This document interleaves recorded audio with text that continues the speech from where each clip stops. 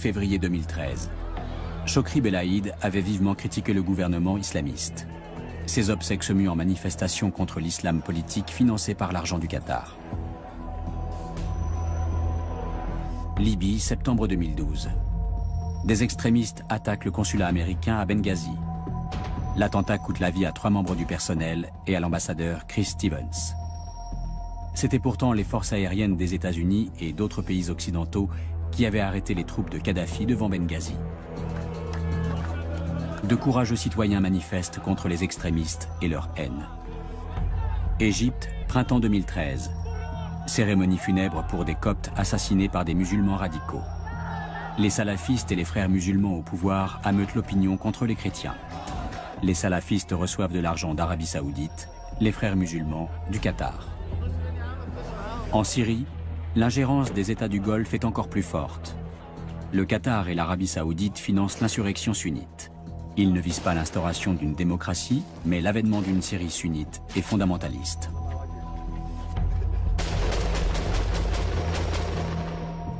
Le Qatar et l'Arabie Saoudite ont largement contribué à étouffer les aspirations démocratiques des pays du printemps arabe. Les révolutions restent inachevées, et elles peuvent même échouer comme en Syrie. Le Qatar et l'Arabie Saoudite s'y emploient activement. Leur but est de créer un axe de gouvernement prônant un islam radical pour empêcher qu'une étincelle de liberté gagne les monarchies du Golfe.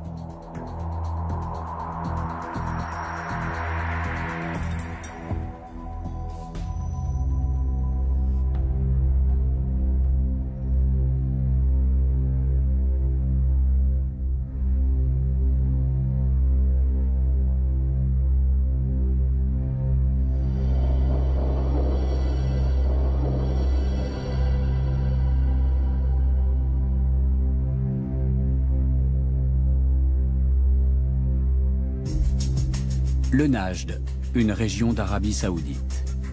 C'est ici qu'est né le courant politico-religieux qui donne aujourd'hui le ton dans le Golfe. Le wahhabisme a été fondé par Mohammed ben Abdel Wahhab. Son nom est le symbole d'une interprétation littérale et stricte du Coran. Toute tentative de réforme est tuée dans l'œuf.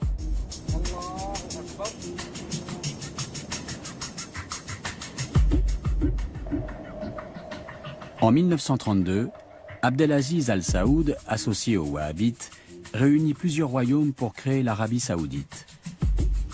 Le prix de cette alliance est un lien indissoluble entre religion et politique. Les Wahhabites, ou salafistes, comme on les appelle également, dominent la politique saoudienne intérieure et extérieure. Grâce au deuxième plus grand gisement de pétrole brut mondial, les villages de briques crues sont devenus des cités high-tech, et les nomades des millionnaires. Seule la religion n'a pas évolué. L'Arabie Saoudite n'exporte pas seulement du pétrole, mais aussi son idéologie islamiste. Ici, la modernité n'est qu'une façade. La société est conservatrice et réglementée à l'extrême. Hommes et femmes sont strictement séparés. Le cinéma et le théâtre sont interdits. La musique profane est condamnée. L'art censuré. Des sommes considérables quittent l'Arabie Saoudite en direction des pays du printemps arabe. Des hommes d'affaires soutiennent les mouvements islamistes et leurs branches terroristes de la Tunisie jusqu'en Syrie. La Maison royale finance l'opposition syrienne, mais s'immisce ailleurs en faveur des systèmes autoritaires, car le but n'est pas de promouvoir la démocratie. Pour les États du Golfe, le fait que l'Égypte, la Tunisie, la Libye et peut-être bientôt la Syrie renversent leur régime constitue une menace. Ils ont peur qu'il se produise la même chose chez eux. En aidant les sociétés arabes à s'islamiser, ils se rendent service à eux-mêmes. Ils peuvent ainsi préserver et consolider leurs intérêts dans la région. Car l'islamisation est synonyme d'extension de la sphère d'influence saoudienne.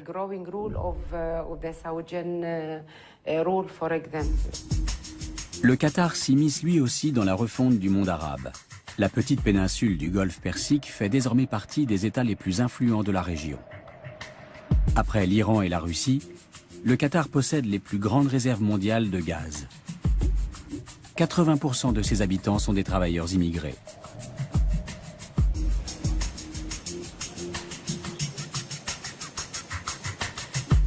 Le Qatar est régi par une interprétation stricte de l'islam. Dans les autres pays arabes, l'émirat mise sur des forces religieuses conservatrices, notamment les frères musulmans.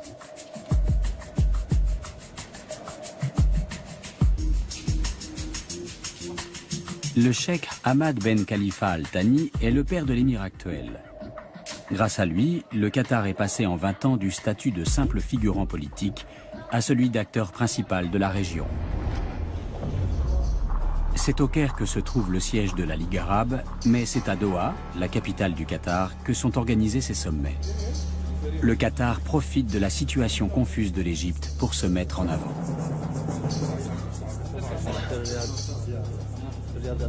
Dans le cas du Qatar, oui, effectivement, on est là encore dans des considérations qui sont probablement plus stratégiques. Les Qataris ont choisi de soutenir un certain nombre de forces politiques. Les frères musulmans sont la première, il y en a d'autres. Là aussi, parce qu'effectivement, ils considèrent que, là je l'ai dit, ce sont ceux qui vont devenir les vainqueurs et que, évidemment, ça leur donne une influence sur la nouvelle configuration géopolitique qui va émerger.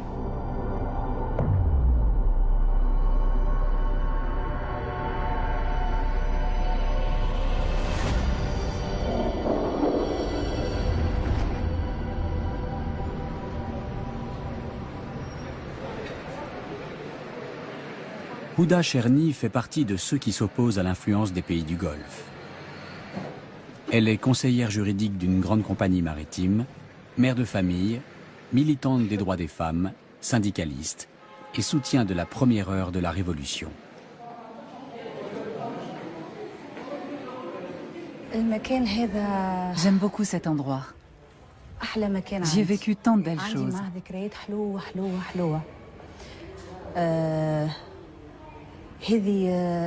Nous sommes dans les locaux de l'Union générale tunisienne du travail.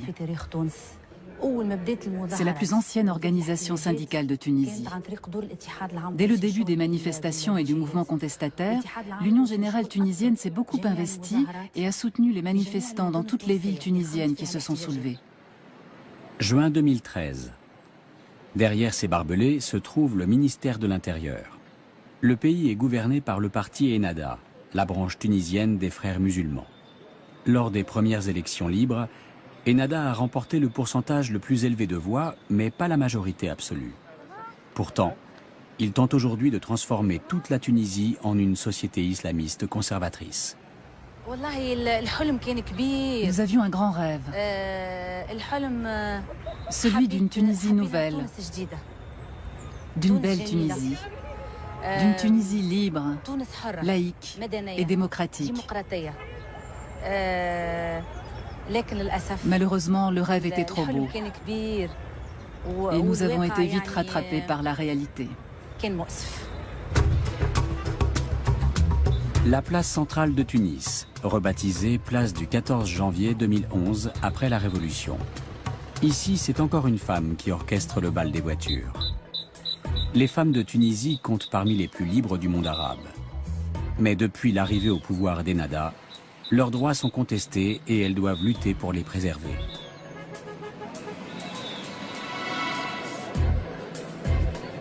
Le soir, sur l'avenue Bourguiba. Dans les salons de thé fréquentés par la gauche et les intellectuels, on évoque toujours les mêmes sujets, les islamistes et leurs opinions réactionnaires.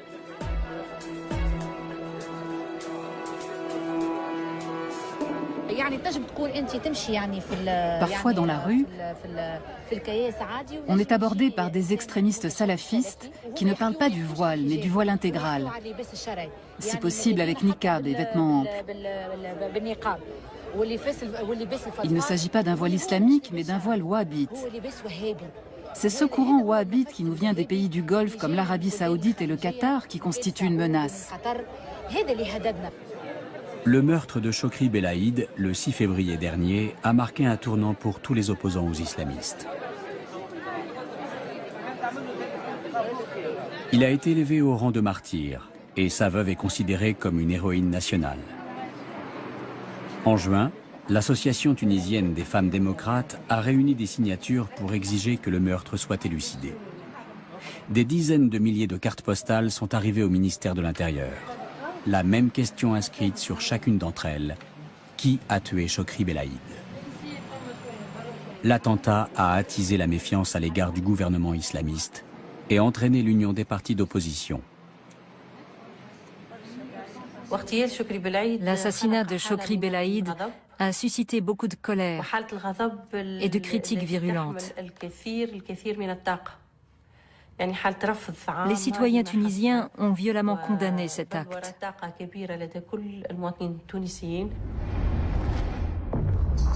25 juillet 2013. Mohamed Brahmi, un opposant politique, est tué en pleine rue. Dès le lendemain, le ministère de l'Intérieur annonce que l'arme du crime est la même que celle qui a tué Chokri Belaïd. On accuse les salafistes. La colère des proches du défunt ne vise pas seulement les meurtriers, mais aussi le parti au pouvoir. Le jour même, les manifestants se massent devant le ministère de l'Intérieur pour réclamer la chute du système. Depuis ce meurtre, l'opposition tunisienne a repris confiance en elle. Le mouvement des patriotes démocrates de Chokri Belaïd prend officiellement position contre Ennahda et ses appuis du Golfe.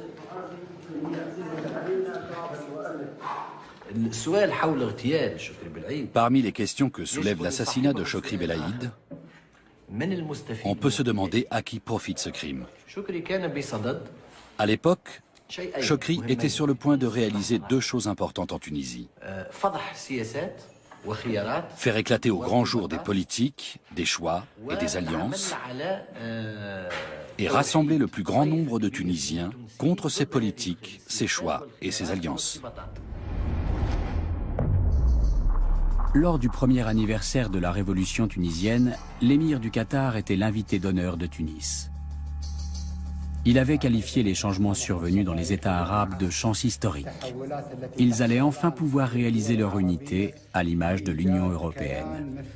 Et ce, bien sûr, sous la houlette des frères musulmans que le Qatar soutient de la Tunisie jusqu'en Syrie.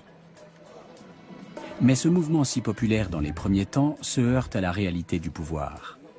En Tunisie, les prix grimpent, le tourisme stagne, les investisseurs hésitent.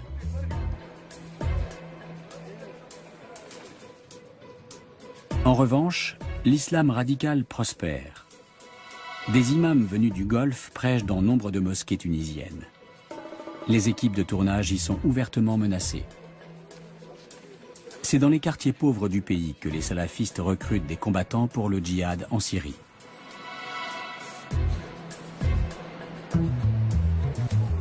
Régulièrement, des gens dont le fils ou le frère est parti se battre en Syrie manifestent devant le ministère des Affaires étrangères. Quelques dizaines de Tunisiens sont enfermés dans les prisons de Damas. Ce n'était pas un extrémiste. Il faisait sa prière, oui. Après le travail, il allait à la mosquée puis rentrait chez lui. Il ne sortait pas ni ne fréquentait les cafés. Il a fait la connaissance sur Internet d'un Libanais dont j'ai oublié le nom. Et depuis, il n'a que le mot djihad à la bouche et il distribue des tracts. Il faudrait que le gouvernement empêche ce genre de choses. Les familles exigent du ministère des Affaires étrangères qu'il négocie le retour de leurs enfants avec le gouvernement de Bachar el-Assad. Ces combattants viennent de quartiers comme celui-ci, où le chômage a encore augmenté depuis la Révolution.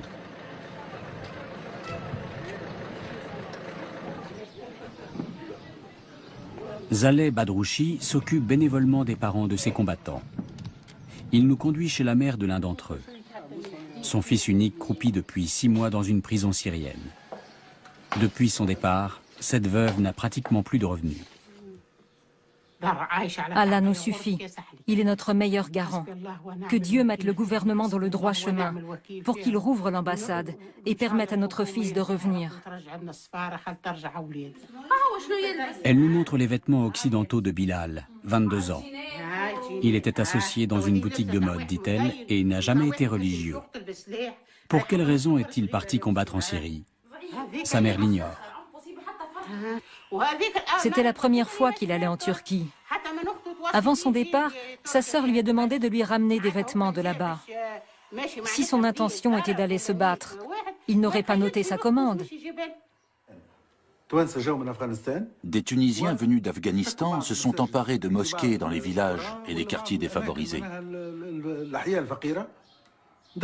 Ils s'y sont installés et ont entrepris d'attirer les jeunes chômeurs avec des promesses et un lavage de cerveau. 2 semaines avant notre rencontre, Aziza a rendu visite à son fils dans sa prison syrienne. Elle ne sait toujours pas exactement qui l'a recruté. Quand on voit les pays arabes qui ont fait la révolution, qui a les moyens de mobiliser un tel nombre en fait, de combattants étrangers pour partir? La Tunisie n'a pas les moyens. La Libye, elle est tellement occupée avec ses problèmes intérieurs, avec les problèmes d'armes. L'Égypte, qui a d'énormes problèmes, et le Yémen. Donc on ne pense qu'aux pays maintenant qui ont un intérêt à vraiment changer le régime syrien et qui appuient inconditionnellement par les médias et même politiquement de faire partir ces combattants vers la Syrie, de faire la guerre. La Tunisie est un pion dans une partie de géopolitique dont le but est de mettre la côte méditerranéenne depuis Tunis jusqu'au nord de la Syrie sous l'influence des frères musulmans. Mais la société tunisienne est l'une des plus ouvertes du monde arabe. Si l'islam wahhabite venait à s'implanter ici, les femmes seraient les premières à devoir renoncer à une grande partie de leur liberté.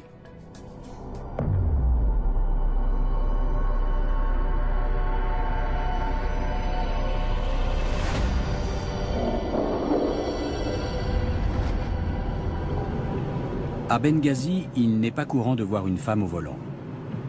La Libye est profondément religieuse et conservatrice. Ici, le printemps arabe a rompu avec les traditions religieuses. Ce n'est pas du goût des islamistes qui convoitent le pouvoir.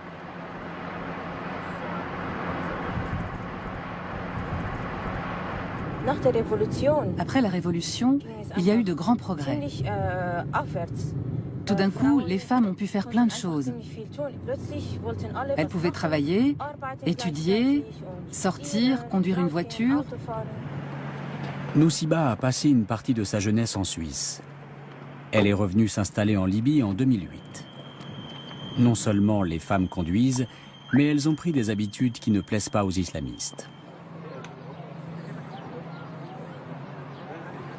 Nousiba retrouve son amie Atika. Elles sont toutes deux militantes politiques. Elles se battent pour l'égalité des droits entre hommes et femmes et scrutent les activités des islamistes. Pour elles, la majorité des Libyens n'est pas réceptive à un islam politique radical. Le peuple libyen est très croyant. Il n'a pas envie qu'on vienne lui dire ce qu'il a le droit de faire ou non selon le Coran. Parce que les Libyens sont tous de bons musulmans et ils connaissent bien le Coran.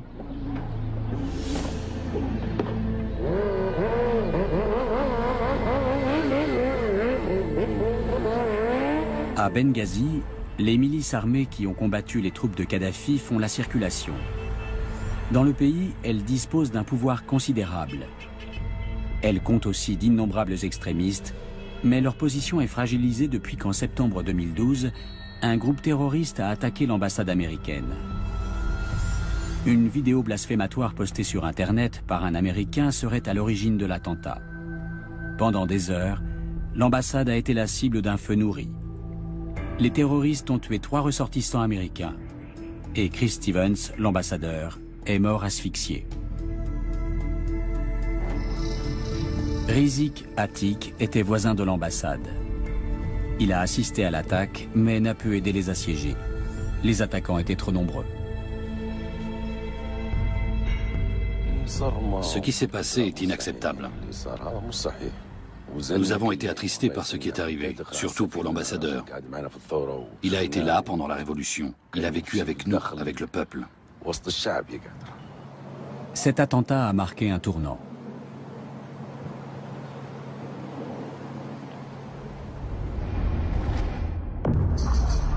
De nombreux citoyens libyens ont défilé dans les rues contre ces terroristes islamistes qui étouffent par les armes la liberté et la tolérance.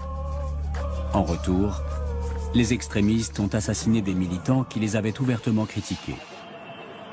Mais les habitants de Benghazi ne se sont pas laissés intimider. Ils ont manifesté de plus belle sur la promenade du bord de mer contre les islamistes radicaux. Ahmad Kouwaifi et Mouayyad Boraoui ont participé à ces marches de protestation. Ils ne critiquent pas seulement les ennemis de la démocratie, mais aussi leurs financiers. Nous remercions le Qatar pour son rôle au début de la révolution. Mais il est temps pour les enfants du pays de le reconstruire indépendamment, sans l'aide des grandes puissances de la région. Nous sommes pour le maintien des relations avec le Qatar, mais nous refusons catégoriquement son soutien aux divers courants politiques. Le peuple libyen commence à se rendre compte du soutien flagrant apporté à certains courants, à travers des nominations comme celle de Youssef Al-Mankhouch à la tête des forces armées. Il y a même des pressions sur le Congrès général national pour le maintenir à son poste. Les jeunes ne sont pas les seuls à se révolter contre les fanatiques religieux. La Libye est une société tribale. Pour la seule région de Benghazi, on dénombre une centaine de tribus. Leurs chefs se rencontrent régulièrement pour résoudre des problèmes politiques et sociaux. Ils forment une sorte de parlement régional. La politique à coups de kalachnikov des extrémistes est considérée comme une attaque contre l'autorité traditionnelle. Suite à l'attentat contre l'ambassade américaine, les tribus sont arrivées le jour de la libération de la Libye et ont demandé le rétablissement de la paix et de la sécurité avec l'intervention de l'armée. Celle-ci a obtenu les pleins pouvoirs et le droit de riposter face à toute menace contre la paix dans le pays et la sécurité des populations civiles et étrangères. Les sociétés étrangères, les journalistes, les diplomates, ainsi que toute personne travaillant ici seront protégés.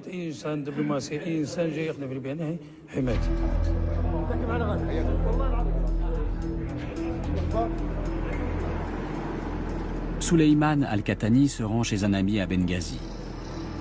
La Libye est encore loin d'être un état de droit. La police et les institutions centrales, comme les pouvoirs législatifs, exécutifs et judiciaires, sont encore en devenir. Et l'armée est désorganisée.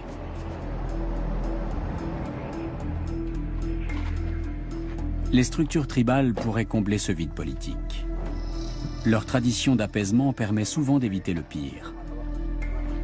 Compte tenu de la grande quantité d'armes qui circulent dans le pays, les incidents sont étonnamment rares.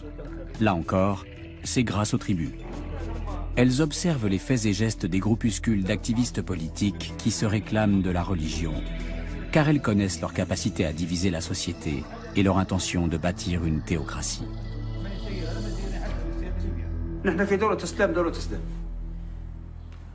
Nous sommes dans un pays musulman, mais nous ne voulons pas d'un État islamique.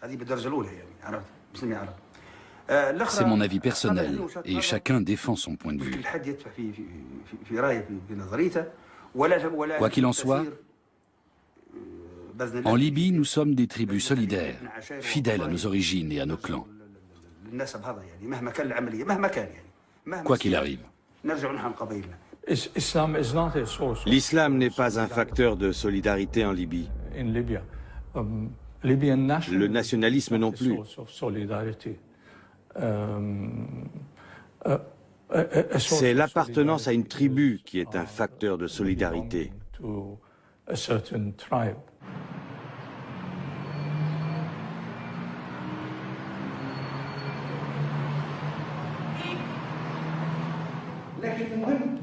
Les représentants d'un islam politique ne sont pas les seuls à avoir une position difficile en Libye.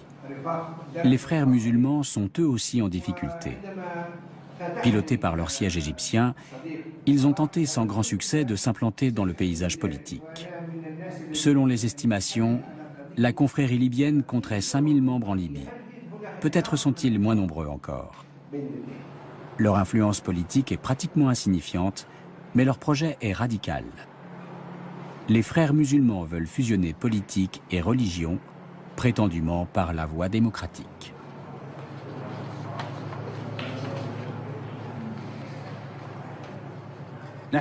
Pour nous, musulmans, la charia régit nos vies. C'est un mode de vie. Dans une société musulmane, les lois ne doivent donc pas aller à son encontre.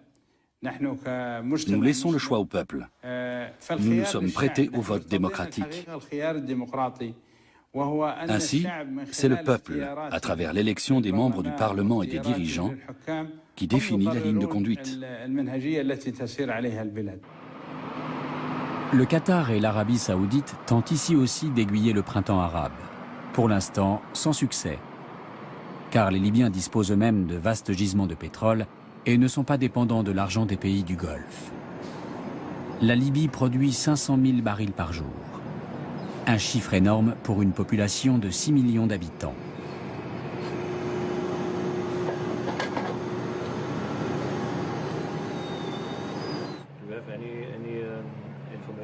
Otto Wilhelm est directeur pour la Libye de la société allemande Wintershall qui cherche et extrait du pétrole dans l'est de la Libye. L'ère post-Kadhafi ouvre de grandes perspectives, et pas seulement du point de vue politique. La Libye est un pays encore peu exploré. Le pays a donc un énorme potentiel de découverte. Et grâce à une meilleure organisation de l'extraction, on pourrait encore augmenter le rendement. Il y a beaucoup d'avenir dans le pétrole ici. Il en va différemment des voisins de la Libye. Le Qatar et l'Arabie saoudite manipulent la vie politique tunisienne et égyptienne à coups de pétrodollars. L'Égypte est le pays arabe le plus peuplé. Avec son importance géostratégique majeure, c'est une cible capitale.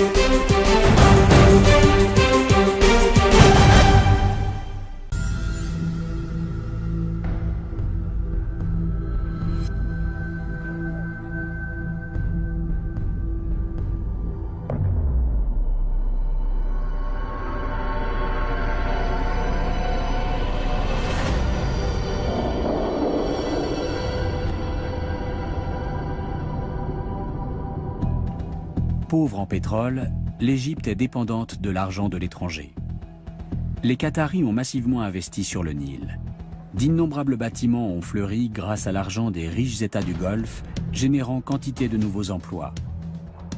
Début 2013, l'émir du Qatar a accordé un crédit de 18 milliards de dollars à l'Égypte. Une somme colossale. Mais ce n'est pas par philanthropie. L'objectif est d'aider leurs alliés, les frères musulmans, et leur politique. Les chrétiens souffrent de la situation. Printemps 2013. Une cérémonie funèbre au Caire. Une fois de plus, des membres de la communauté copte ont été tués lors de violences antichrétiennes. Le deuil fait place à la colère. Les funérailles virent à la manifestation politique pour les droits des coptes. Environ 10% des Égyptiens sont chrétiens. Beaucoup d'entre eux craignent d'être mis sur la touche politiquement et socialement par le gouvernement des frères musulmans. Cette peur est légitime.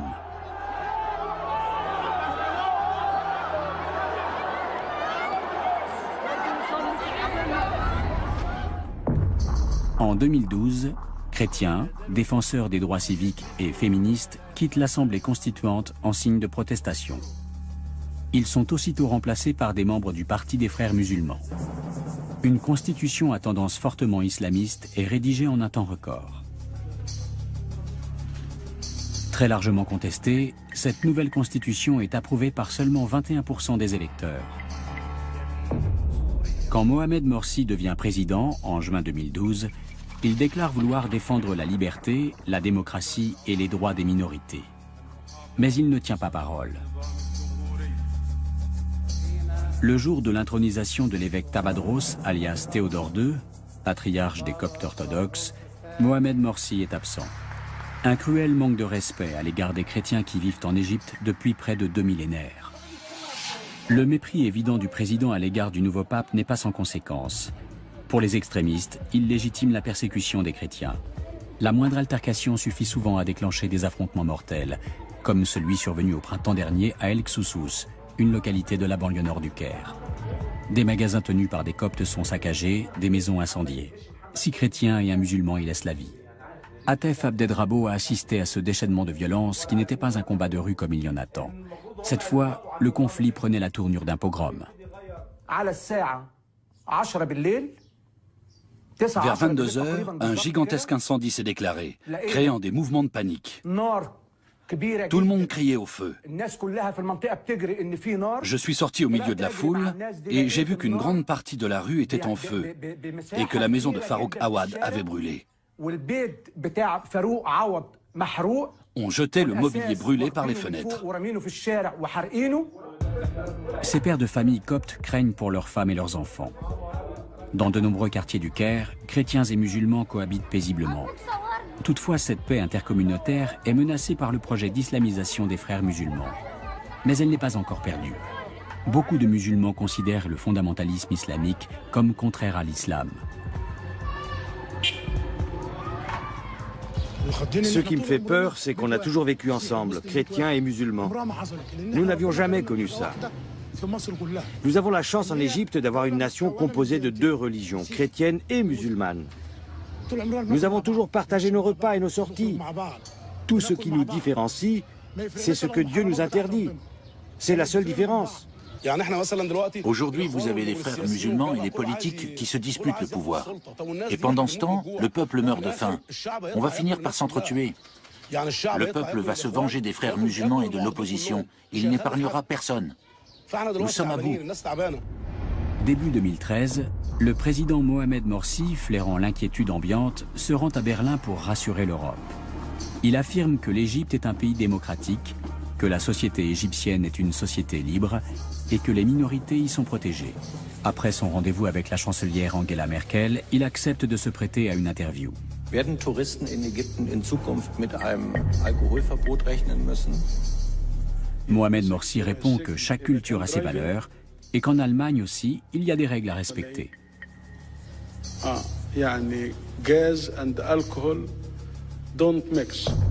Traduction, pas d'alcool au volant. Le président égyptien compare l'interdiction religieuse à une règle de sécurité routière.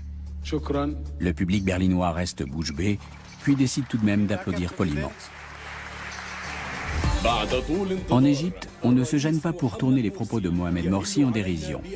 Ses apparitions télévisées alimentent la satire. Bassem Youssef s'en donne à cœur joie dans son émission.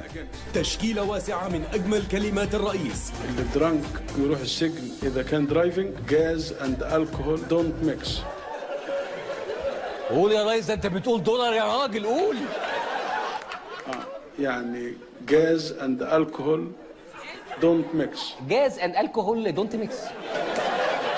زي الانجليزي والعربي كده don't mix. زي الدين والسياسه don't mix. هي دي النصائح المهمه في حياه الشعوب. Du sublime au ridicule, il n'y a qu'un pas.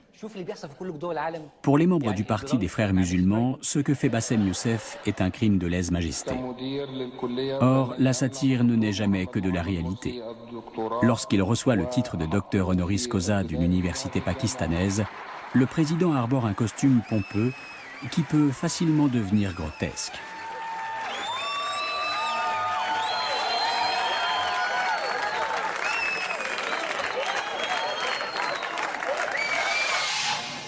Lamis El Hadidi, une collègue de Bassem Youssef qui travaille comme lui pour la chaîne de télévision CBC, reçoit régulièrement des menaces de mort des islamistes radicaux. C'est une femme sûre d'elle, une féministe engagée et une journaliste qui pose des questions qui dérangent. La société est composée pour moitié de femmes. Nous n'allons pas remettre en question des acquis pour lesquels on a lutté pendant des décennies. Les femmes forment une part importante de la société égyptienne. Ce sont elles qui font la queue pendant des heures pour aller voter. Ce sont elles qui se battent pour le droit au travail et plus généralement pour la démocratie, la liberté et la libre pensée. Ils peuvent nous harceler dans la rue et nous menacer. Nous ne sommes pas prêtes à renoncer à nos droits.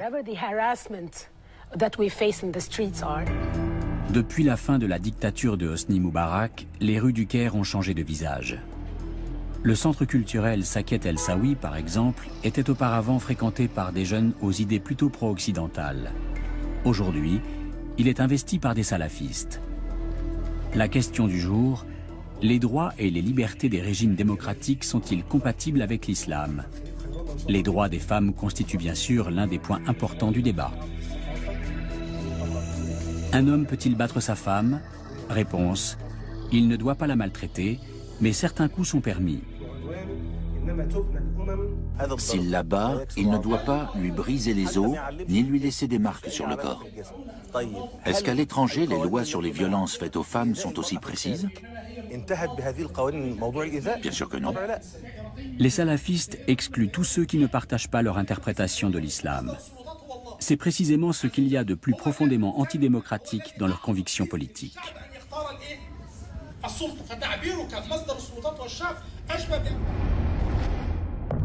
Le président Mohamed Morsi ne se démarque pas clairement des salafistes.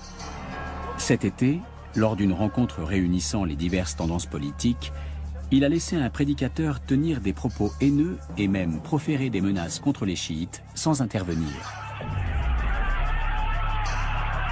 Or, les attaques verbales sont souvent suivies de faits. Le moindre prétexte est bon pour passer à l'acte. Parfois, une simple rumeur suffit. Un jour, des voisins malveillants font incursion dans une maison où des chiites se réunissent pour prier.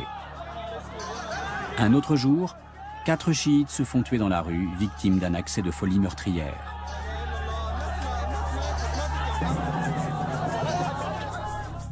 À la mi-juin, Mohamed Morsi nomme Adel Al-Ksayat gouverneur de Luxor. Il s'agit d'un membre de la formation islamiste Gama'a Islamaya, celle-là même qui a perpétré l'attentat terroriste de 1997 à Luxor, dans lequel 58 touristes ont perdu la vie. Face à la pression internationale, le nouveau gouverneur est vite contraint à quitter son poste. En juin 2013, les organisateurs d'une campagne anti-Mohamed Morsi affirment que leur pétition pour le départ du président a récolté 22 millions de signatures, soit nettement plus que les 15 millions de voix avec lesquelles il a été élu un an plus tôt. La tendance est inversée. L'opposition, qui comprend un grand nombre d'anciens sympathisants du chef d'État, veut se débarrasser de lui. Mais le président se refuse à démissionner. L'armée rallie les rangs de l'opposition et lance un ultimatum au président. S'il ne trouve pas de solution à la crise d'ici 48 heures, en collaboration avec les forces de l'opposition, l'armée interviendra.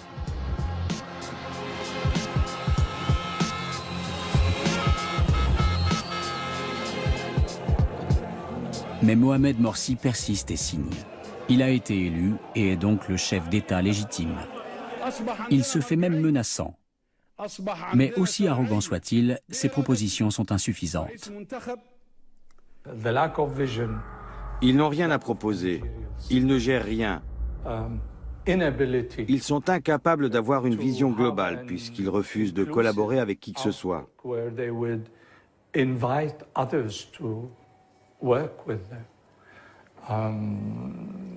C'est fatal. C'est une attitude autodestructrice. Ils sont en train de s'autodétruire. Mohamed Morsi est renversé par les militaires. Je suis folle de joie. C'est un jour de fête. C'est comme si notre pays était occupé et venait d'être libéré. On est très heureux. Les frères musulmans perdent le pouvoir. Et leur plus grand allié et créancier, le Qatar, perd lui aussi beaucoup de son influence politique en Égypte. Les cartes sont redistribuées. Le chef de l'armée, Abdel Fattah al-Sisi, se voit immédiatement proposer l'aide d'un autre important tireur de ficelles, l'Arabie saoudite, sous la forme d'un prêt de 5 milliards de dollars. La maison royale saoudienne, qui se méfie depuis toujours des frères musulmans, voit en l'armée une planche de salut. Tant qu'elle aura le dernier mot en Égypte, il ne pourra pas y régner de véritable démocratie, laquelle, en se répandant dans le reste du monde arabe, risquerait d'ébranler son pouvoir. Amère déconfiture pour les frères musulmans. Fondée en 1928, l'association doit attendre 84 ans pour remporter les premières élections présidentielles libres de 2012 et se faire voler sa victoire un an plus tard. C'est la plus grande défaite de l'histoire de la confrérie.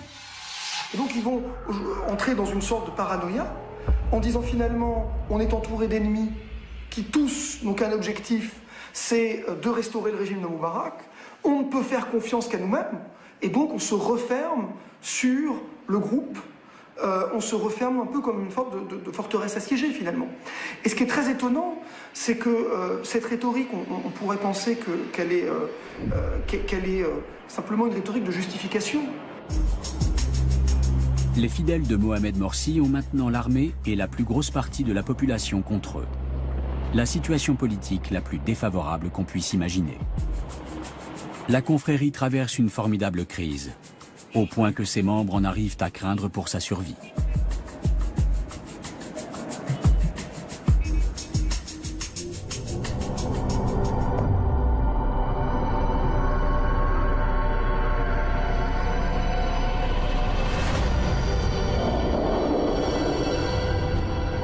Gaza.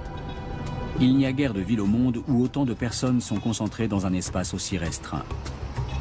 Depuis 2007, le Hamas règne ici en maître.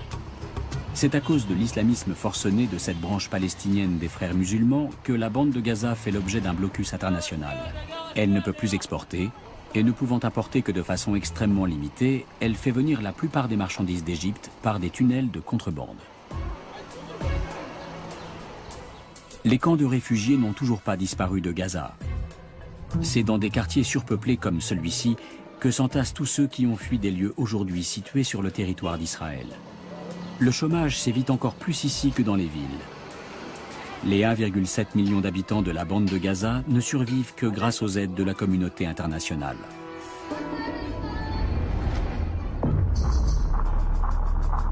En octobre dernier, l'émir du Qatar, accompagné d'une imposante délégation, a débarqué au milieu de toute cette misère.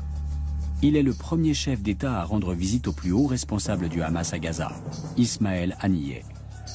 Un triomphe pour les islamistes, victimes depuis 5 ans de l'isolement diplomatique imposé par la communauté internationale. L'émir n'est pas venu les mains vides. Le Qatar veut investir plus de 400 millions de dollars à Gaza pour construire des infrastructures, des logements et un hôpital spécialisé dans les prothèses.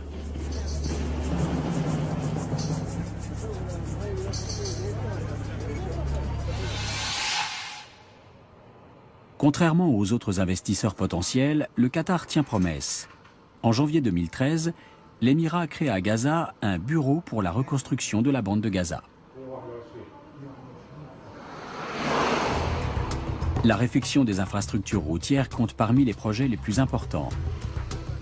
À l'issue d'un accord passé avec les frères musulmans égyptiens, avec qui le Hamas travaille en collaboration étroite, de l'asphalte a enfin pu être importé par la frontière sud. Le lien commercial noué avec les fournisseurs égyptiens permet aux entreprises palestiniennes de faire avancer les travaux de rénovation. Mais ça ne dure pas. Depuis la destitution de Mohamed Morsi, la circulation des marchandises est à nouveau bloquée. Non loin de la frontière égyptienne, une véritable ville voit le jour, Hamad City, qui tient son nom de son fondateur, le cheikh Hamad du Qatar. On prépare actuellement le terrain pour la construction de 3700 unités d'habitation, de plusieurs écoles et installations sportives, et bien sûr d'un certain nombre de mosquées. Ce terrain appartient au gouvernement. Les gens qui vivent ici illégalement vont devoir céder la place. Ces mesures sont prises par le ministère de la Construction, donc le Hamas, qui distribue les contrats et coordonne tous les projets de développement dans la bande de Gaza. Projet qui voit le jour grâce aux fonds mis à disposition par le Qatar, le plus gros investisseur du moment. Bien sûr, il y a eu des promesses. Mais pour le moment, rien n'a été annoncé. L'importation des matériaux de construction n'est toujours pas autorisée. De ce fait, depuis 2 ans, c'est grâce à un programme du Conseil de coopération des États arabes du Golfe avec la Banque islamique de développement de Jeddah qu'on a pu entamer la reconstruction de Gaza. Mais l'argent du Golfe ne coule jamais à flot sans véhiculer avec lui une bonne dose d'idéologie. Les barbes hirsutes à la mode islamiste sont en vogue à Gaza. Aux grandes dames des barbiers, de moins en moins d'hommes se font raser.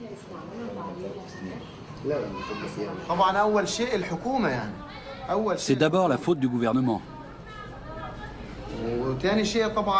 Puis viennent les étrangers, ces cheikhs venus du Qatar ou de je ne sais où dans la région. Alors ils sont tous barbus. Et si leur barbe est bien taillée, il y en a qui veulent faire pareil. C'est comme ça que ça se passe. Les fonctionnaires de l'État ne vont plus chez leur barbier qu'une fois par mois. Et les citoyens ordinaires n'osent plus arborer de coiffure moderne par peur des autorités. D'ailleurs, à ce sujet, il y a un jeune qui s'est fait agresser. On lui a rasé la barbe et on l'a battu. Je vous le jure. La colère de la population a rapidement mis fin à cette campagne d'islamisation. Mais la peur continue à régner. Les sociétés austères et surréglementées des États du Golfe ont déteint durablement sur les habitants de la bande de Gaza.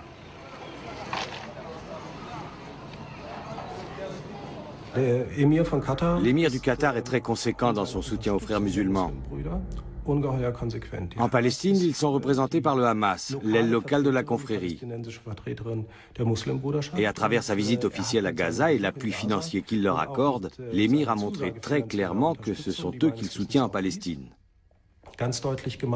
Par conséquent, ce sont les frères musulmans et donc le Hamas qui auront le pouvoir ces prochaines années.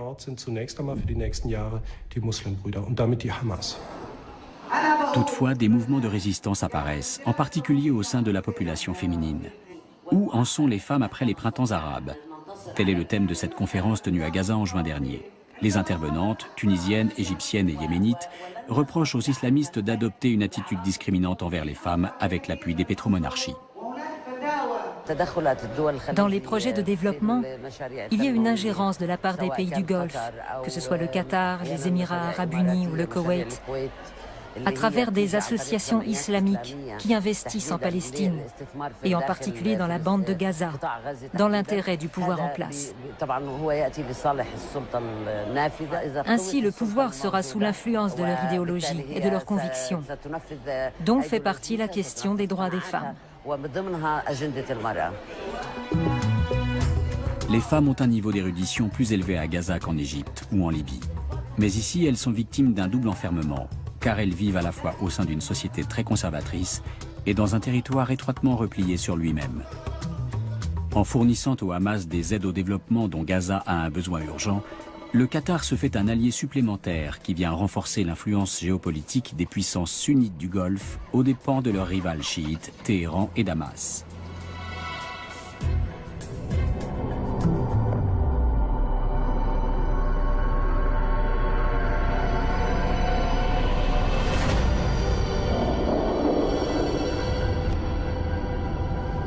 Un checkpoint de la périphérie d'Azaz, une petite ville du nord de la Syrie, en mars 2013. Le cheikh Youssef Assaoui fait contrôler tous ceux qui cherchent à entrer dans Azaz. Ce chef religieux sunnite est investi d'attributions policières et de fonctions gouvernementales. Dans le camp des rebelles, religion et politique se fondent sur le champ de bataille qu'est devenu la Syrie. De nombreux militants extrémistes se joignent à l'armée syrienne libre pour combattre les troupes de Bachar el-Assad. Le cheikh Youssef prétend ne pas être radical, mais quand on lui demande s'il sympathise avec le front djihadiste Al-Nosra, il répond de façon pour le moins évasive.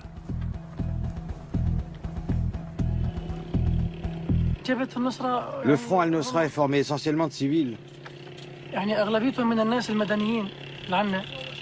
Il existe une véritable coordination entre le front Al-Nosra et les autres brigades. Nous œuvrons ensemble. Par contre, c'est nous qui avons le pouvoir décisionnaire. La sécurité civile, c'est nous aussi.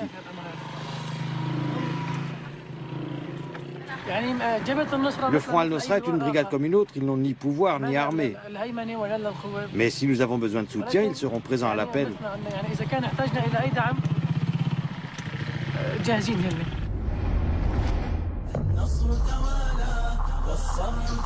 Al-Nosra n'est pas un mouvement comme les autres. Il est affilié à Al-Qaïda. Ses chefs ont combattu en Irak aux côtés du terroriste Abu Musab al-Zarqawi, connu pour être un tueur sanguinaire.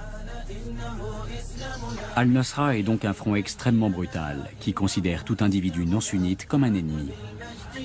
5000 terroristes fanatiques obéissant à une discipline de fer luttent contre les troupes de Bachar el-Assad et contre l'établissement d'une démocratie.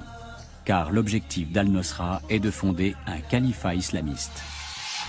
Le gouvernement alaouite y voit une raison suffisante pour bombarder villes, villages et nombre de civils dans la foulée. Tous les moyens lui semblent bons pour lutter contre cette redoutable opposition armée. Pour Bachar el-Assad et son clan, c'est une question de survie. En revanche, aux yeux du droit international, de tels massacres sont absolument injustifiés.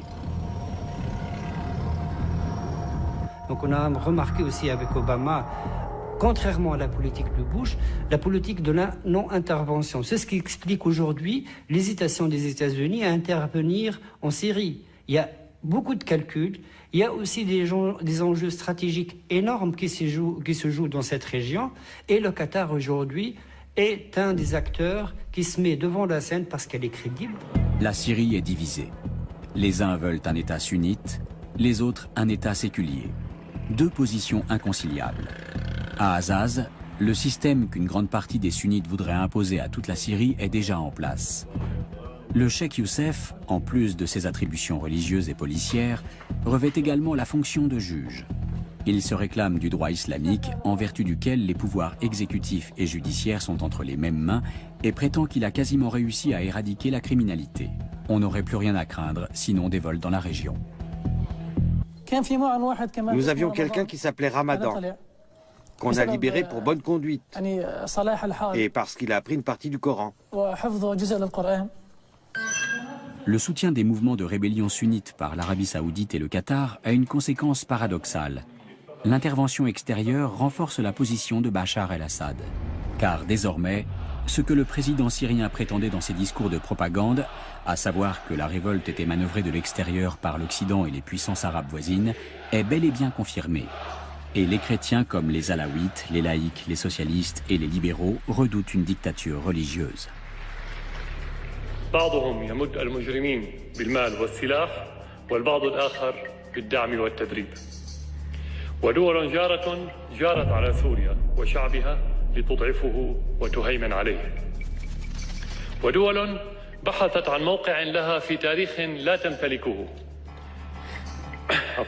فكتبته بدماء الأبرياء من الشعب العربي والسوري تحديدا لكن سوريا وشعبها أقوى وأصلب ويعدهم بأنه لن ينسى. On hésite à faire tomber le régime de Bachar el-Assad, car on ne sait pas trop ce qui viendrait le remplacer. Le changement n'est pas forcément prometteur. On pourrait se retrouver avec un gouvernement islamiste, voire extrémiste. La révolte syrienne est sunnite, militante, financée et manipulée par l'Arabie saoudite et le Qatar. Les tireurs de ficelles du désert promeuvent un islam extrêmement conservateur et par définition antidémocratique. S'ils viennent à bout de leur entreprise, ce sera la fin du printemps arabe. La fièvre révolutionnaire tunisienne s'est répandue comme une traînée de poudre dans tout le monde arabe. Dans la plupart des pays, elle n'a cependant pas entraîné de révolution à proprement parler, pour l'instant. Mais les mouvements contestataires se rapprochent un peu trop au goût de l'Arabie saoudite et du Qatar. Voulant à tout prix empêcher la vague libertaire de déferler chez elles, les monarchies du Golfe tentent de faire échouer toute tentative de démocratisation.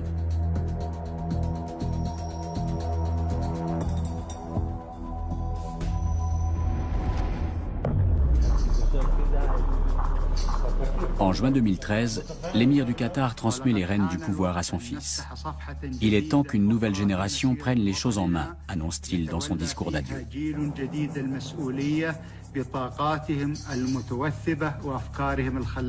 Un geste plutôt surprenant de la part d'un homme qui a activement contribué à la destitution d'autres chefs d'État arabes. Mais l'étonnement est de courte durée. Le nouvel émir, Tamim Ben Hamad, poursuit ni plus ni moins la politique de son père. Ce transfert de pouvoir est bien sûr filmé par les caméras d'Al Jazeera. Cette chaîne d'information qatari est l'un des plus importants médias d'information du monde arabe et un instrument de propagande directe de l'émir. Car Al Jazeera ne se pose pas en simple observateur du printemps arabe. Elle prend clairement position. Un certain nombre de journalistes démissionnent en signe de protestation. C'est le cas d'Aksam Suleiman, le correspondant d'Al Jazeera à Berlin.